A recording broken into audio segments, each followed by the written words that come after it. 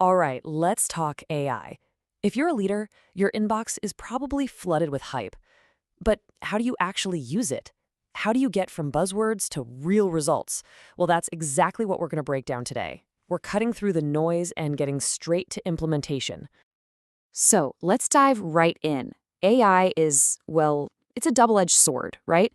On one hand, it's probably the single biggest opportunity your business will see this decade. But on the other hand, there's a huge challenge.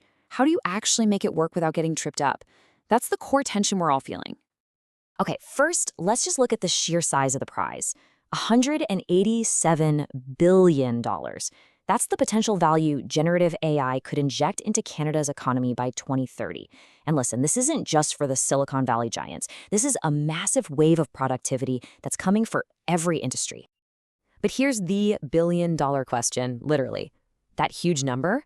It's just potential. It's not a guarantee. The real challenge for leaders like you isn't just seeing that number and getting excited. It's about building a company that can actually go out and grab a piece of it. So, are you really ready? And when you look at who's adopting AI right now, well, this is where it gets really interesting. There's a big gap opening up. You see that bigger companies, those with over 100 employees, are jumping in feet first, 86% adoption. But for smaller firms, it's way lower, around 60%. This tells us that while the potential is there for everyone, the reality is that smaller businesses are struggling to keep up. So why do so many of these promising AI projects just fizzle out? You know, they start with a bang and end with a whimper. It's usually not because the tech is bad. Nope. It's almost always about leadership strategy. Let's walk through the 3 most common traps that executives fall into. Okay, trap number 1, I'm sure you've seen this. Someone comes in, shows this incredible demo, it looks like magic, and they built it in like 2 minutes. Everyone's wowed. But then, reality hits. That flashy demo has to go through your actual company processes. Security, privacy, legal. Suddenly, that 2-minute miracle turns into a 2-month approval nightmare. And just like that, all the excitement, gone. Trap number 2 is what I call shiny object syndrome. Right now, everyone is obsessed with generative AI. You know, the cool chatbots and image creators.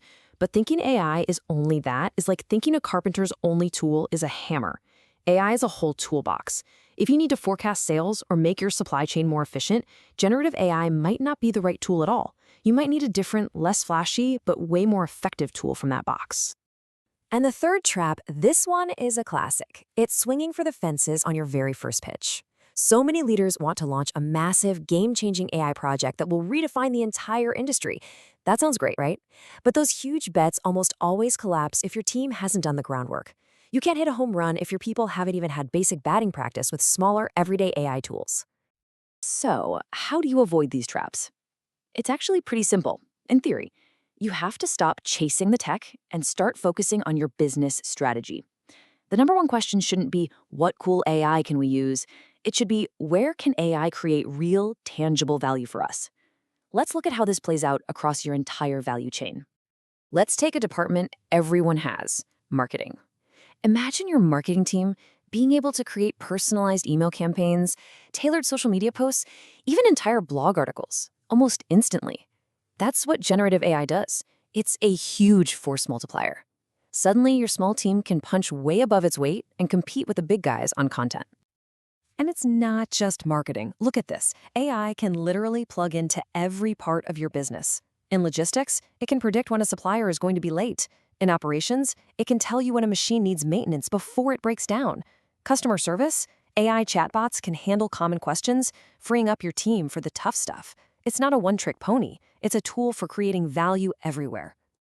Okay, but here's the crucial part. You can't just unleash these powerful tools and hope for the best. That's a recipe for disaster. This is where responsible AI comes in.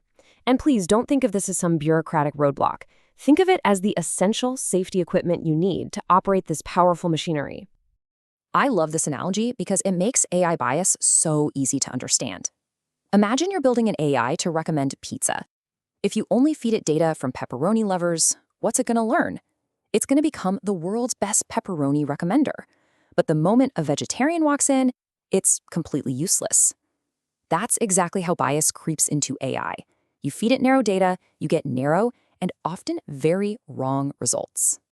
So, building a responsible AI framework, it sounds intimidating, but it really boils down to 4 key pillars. It's just common sense, really. First, you need clear rules of the road, your ethical guidelines.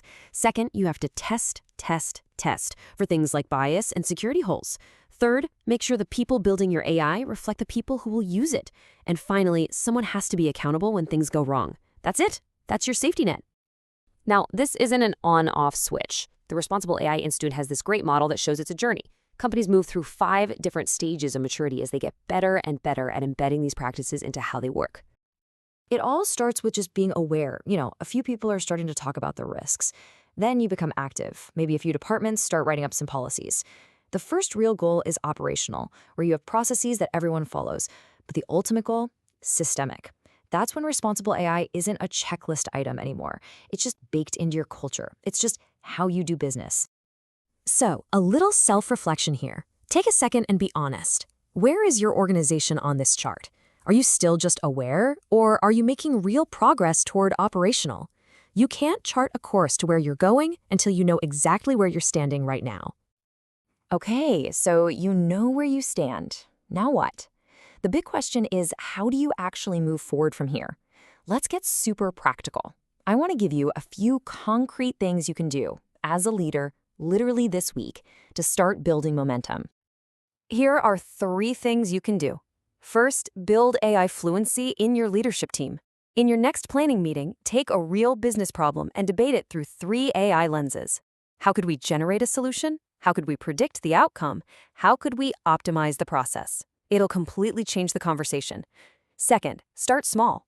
Find a low-risk internal project like a simple HR chatbot and just get it done. Get a win on the board.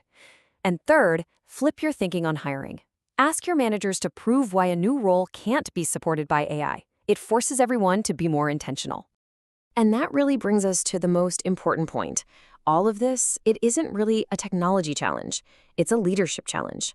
The AI tools are only going to get smarter, cheaper, and easier to use. That's a given. But the strategy, the vision, the commitment to doing it right, the courage to lead your people through this massive change, that's all on you. In the age of AI, the need for real leadership doesn't shrink, it's magnified. So the final question is pretty simple. Are you ready for that?